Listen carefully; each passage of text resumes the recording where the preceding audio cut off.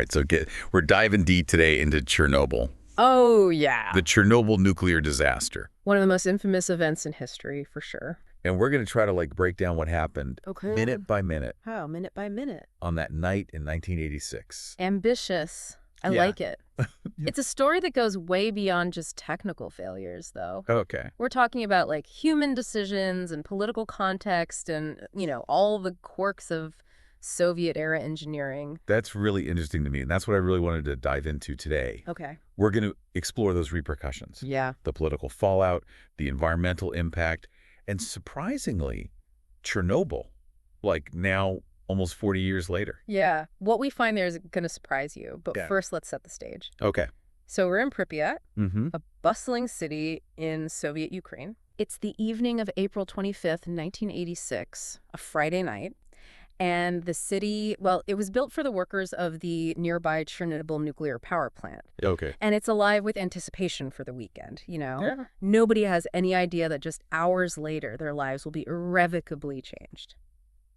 So tell me about this power plant. Okay. Specifically Reactor 4. Yeah.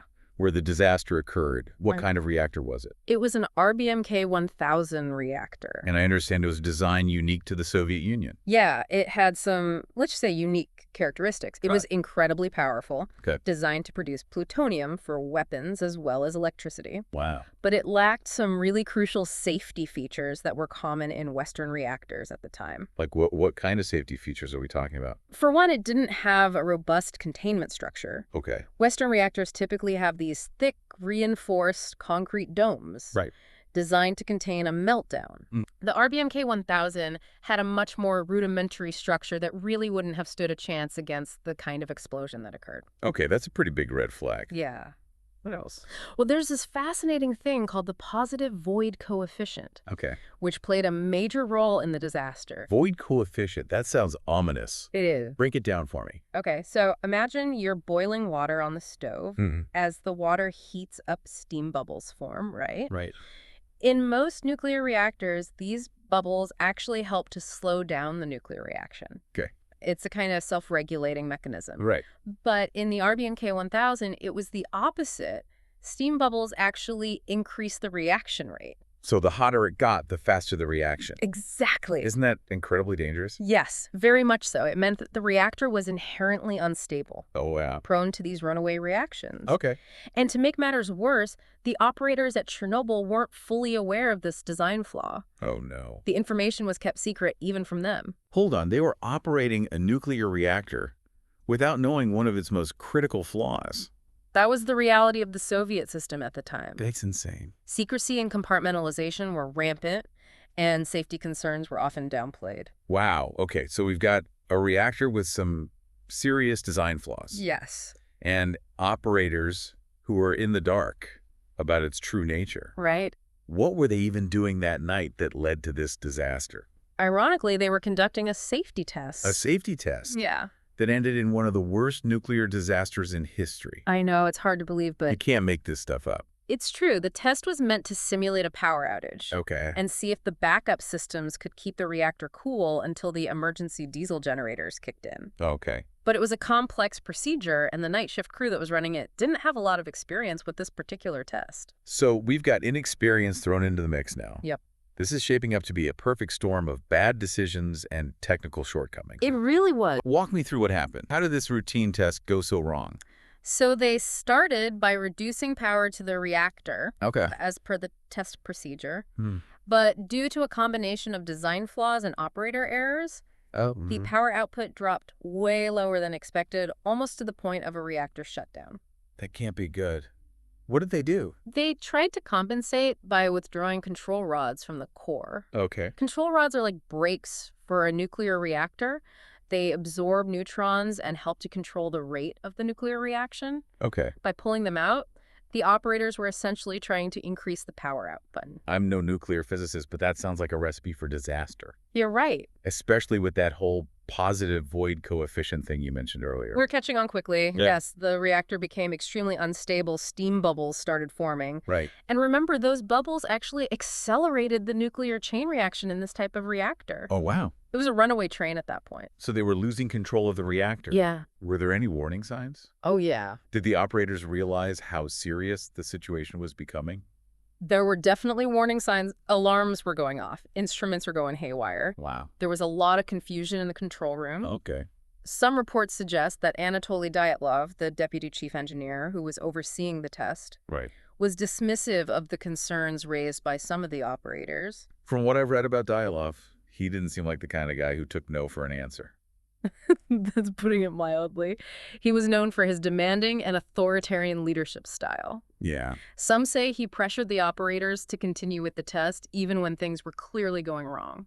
So they pushed forward despite the warning signs, the alarms, the inherent instability of the reactor itself. They did. What happened next? At 1:23 and 40 seconds a.m. on April 26, they finally hit the emergency shutdown button, AZ5. Okay. But it was too late. Oh, wow. The reactor was already in a critical state. The chain reaction was uncontrollable. That's the moment everything changed. Tell me about the explosions. First, there was a steam explosion. The pressure buildup inside the reactor became so intense that it blew the 2,000-ton lid off the reactor vessel. Wow. Radioactive debris was launched into the night sky. And I understand there was a second, even more powerful explosion just seconds later. Yes. What caused that? That's where things get a little more complicated. The second explosion is believed to have been caused by a power excursion, a sudden surge in the nuclear chain reaction. Some scientists theorize that it was a nuclear fizzle, a limited, uncontrolled nuclear reaction. Wow. Almost like a small nuclear weapon. Oh, my gosh. But the exact cause is still debated today. So 2 explosions ripped apart the reactor, sending radioactive material high into the atmosphere. That's right. Paint me a picture of the immediate aftermath. What was the scene like? Imagine a raging inferno. The exposed reactor core was like a giant bonfire spewing radiation into the air. Debris was scattered everywhere. Wow. And the firefighters, those incredible first responders, rushed into this chaos to battle the blaze. Yeah. They had no idea what they were really up against. They were facing an invisible enemy. Yeah. It's heartbreaking to think about the risks they took, unaware of the invisible danger they were in. They were heroes, no doubt. 2 people were killed instantly by the explosions, and another 28 died within weeks from acute radiation sickness. Wow. But their sacrifice undoubtedly helped to contain the disaster and prevent it from becoming even worse. I want to learn more about those heroes, the so-called liquidators, who risked their lives to contain the disaster. Yeah. But first you mentioned radioactive material being launched into the atmosphere. Right. What happened next? How far did the radiation spread, and what were the immediate environmental consequences? Well, initially there was an attempt to downplay the severity of the accident by Soviet authorities. Really, even with a reactor core on fire, spewing radiation into the atmosphere. Remember, this was the Soviet Union in the 1980s. Secrecy and control of information were very deeply ingrained in their system. But the thing about radiation is it doesn't respect borders or ideologies. So how did the world find out what had really happened at Chernobyl? Well, it didn't take long for the invisible fallout to make its presence known. Elevated radiation levels were detected in Sweden over 1,000 miles away just a couple of days after the accident. Swedish authorities traced it back to the Soviet Union, forcing them to acknowledge that something serious had happened. I imagine that was a major embarrassment for the Soviet regime. Absolutely. The Chernobyl disaster became an international incident, exposing the flaws in the Soviet system to the entire world. It shattered the myth of their technological superiority and fueled growing public distrust in the government. Okay, so the world now knows that there's been a major nuclear accident in the Soviet Union. What were the immediate repercussions? The most immediate concern was the spread of the radioactive plume. It was carried by winds across Europe, contaminating vast areas of Ukraine, Belarus, and Russia. There were widespread fears of radiation sickness, especially from iodine-131, which can accumulate in the thyroid gland. So what do they do? How do they contain this invisible threat? The Soviet authorities, with assistance from international organizations, embarked on a massive effort to contain the disaster and mitigate its impact.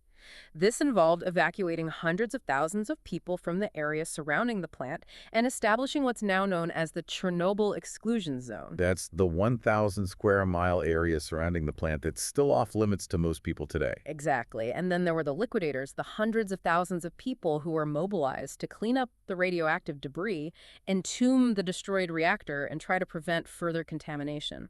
You mentioned them earlier, the heroes who rushed into the inferno. Tell me more about what these liquidators actually did. What conditions did they face? Imagine working in shifts, sometimes only for minutes at a time. Due to the extreme radiation levels, many were exposed to doses far exceeding what's considered safe. They used shovels, bulldozers, even their bare hands to clear radioactive debris. It's mind-boggling to think about the risks they took. Did they even have adequate protection? In the early days, the protective gear was often rudimentary.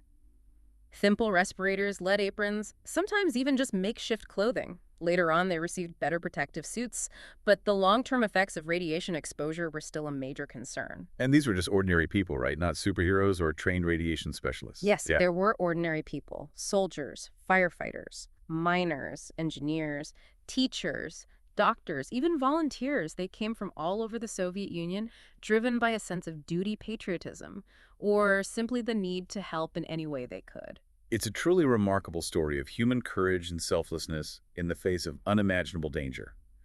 What were some of the specific tasks these liquidators had to undertake? One of the most harrowing tasks involved clearing highly radioactive graphite from the roof of the reactor building. These workers were called biorobots because of the extreme radiation levels they faced. They could only work for very short periods, sometimes just seconds before having to be replaced. Biorobots, that's a chilling term. It reflects the dehumanizing nature of the task, the way these individuals were treated as expendable resources in a desperate attempt to contain the disaster. What other tasks did the liquidators perform? They decontaminated buildings, buried contaminated soil, and even shot stray animals to prevent the spread of radiation through the food chain. One of the most remarkable feats was the construction of the sarcophagus, a massive concrete structure built to entomb the destroyed reactor. That must have been an incredible engineering challenge. It was. They had to work quickly under incredibly dangerous conditions. The sarcophagus wasn't a perfect solution. It was designed as a temporary measure, but it played a crucial role in containing the immediate release of radiation. I remember reading that the sarcophagus started to deteriorate and eventually had to be reinforced and ultimately replaced. You're right, it started leaking, and over time, the risk of a collapse became a serious concern. So in 2016, they completed the construction of a new, even larger structure called the New Safe Confinement. It's essentially a giant arch built to last for at least 100 years that completely encloses the old sarcophagus and the destroyed reactor. So it's like a giant high-tech tomb for Reactor 4. Yeah. What about the rest of the Chernobyl plant? What happened to the other reactors? Reactors 1, 2, and 3 continued to operate for several years after the accident. Believe it or not, they were eventually shut down, and the entire plant is now in the process of being decommissioned. Decommissioning a nuclear power plant sounds like a complex and lengthy process. What does that actually entail? It involves dismantling the reactors, removing the fuel rods, decontaminating the buildings, and managing the radioactive waste. It's a painstaking process that will take decades to complete. And those fuel rods, they're still highly radioactive, right? What happens to them? They need to be stored safely for thousands of years until their radioactivity decays to safe levels. A new interim spent fuel storage facility was completed in 2017, designed to hold the spent fuel from all 4 reactors. It's incredible to think that even today, almost 40 years after the disaster, Chernobyl is still this active, evolving site, a constant reminder of the long-term challenges of dealing with nuclear technology. But what about the people who were evacuated from the area surrounding the plant? What happened to them? The evacuation of Pripyat and the surrounding villages was a traumatic experience for the residents. Many had to leave their homes with little more than the clothes on their backs, not knowing if they would ever return. Some were resettled in new towns and cities, while others struggled to rebuild their lives. The psychological and social impacts of the evacuation were profound. It's a reminder that the true cost of a disaster like Chernobyl goes far beyond the immediate casualties and environmental damage. There's a deep human toll that continues to be felt for generations. But shifting gears a bit, you mentioned earlier that there's life in the Chernobyl exclusion zone today. that seems almost impossible given the levels of radiation we've been talking about. Tell me more about that, what's happening in this strange radioactive wilderness. Yeah, it's one of the most surprising and thought-provoking aspects of Chernobyl's legacy. Really? You'd expect a radioactive wasteland, Right. a silent testament to human error. Yeah. But what we find is an area teeming with wildlife, almost as if nature has reclaimed this space for itself. So it's like a real-life Jurassic Park, except with radiation instead of dinosaurs. Kind of, What yeah. kind of animals are we talking about? You'll find large mammals like wolves, lynx, wild boar deer, and even endangered species like European bison and Przewalski's horses roaming freely. There are birds of prey soaring overhead and fish swimming in the rivers and lakes. It's a really remarkable diversity of life. But how is this possible? Don't they suffer from the effects of radiation? It's a complex question, and scientists are still studying the long-term impacts. Some species do show signs of radiation exposure, like genetic mutations and reduced fertility. But overall, the absence of humans has had a more profound impact on their populations than the radiation itself. So you're saying that the biggest threat to these animals wasn't the nuclear disaster, but rather us humans. Exactly. Think about it before the accident. This area was heavily impacted by human activity, agriculture, forestry hunting. But since the evacuation, it's become an unintentional wildlife sanctuary. Oh, wow. No hunting, no habitat destruction, no pollution. It's like a giant unplanned experiment in rewilding. Exactly. And the results are speaking for themselves. Yes, they are. It challenges our assumptions about the resilience of nature and the impact we have on the environment, even in a place as scarred as Chernobyl. Life finds a way.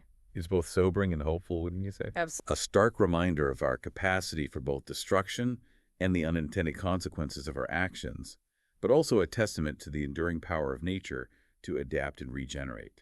It certainly raises some profound questions for us. How can we learn from Chernobyl's wildlife to understand the long-term impacts of radiation? Can their adaptations offer insights into protecting ourselves from radiation exposure in other contexts, like space travel? And perhaps even more importantly, what does this accidental rewilding tell us about our relationship with nature and the need to find a more sustainable path forward? So as we wrap up this deep dive into Chernobyl, I'm left with a sense of awe at the complexities of this story, the tragedy, the heroism, the scientific enigmas, and the unexpected resurgence of life. It's a potent reminder of the interconnectedness of everything: technology, nature, human choices, and the rippling consequences that extend far beyond the immediate event. It's a story that continues to unfold even today, and one that we can all learn from. What are your final thoughts? I think you summed it up beautifully. Chernobyl is a story that continues to resonate, challenging us to grapple with the power we wield and the responsibility that comes with it. It's a story of resilience, both human and natural, and a reminder that even in the darkest of times, there's always hope for renewal. And for you listening, I hope this deep dive has given you a new perspective on this event, one that goes beyond the headlines and the sensationalism. It's a story that asks us to confront uncomfortable truths, to examine our own assumptions, and to consider the legacy we leave behind.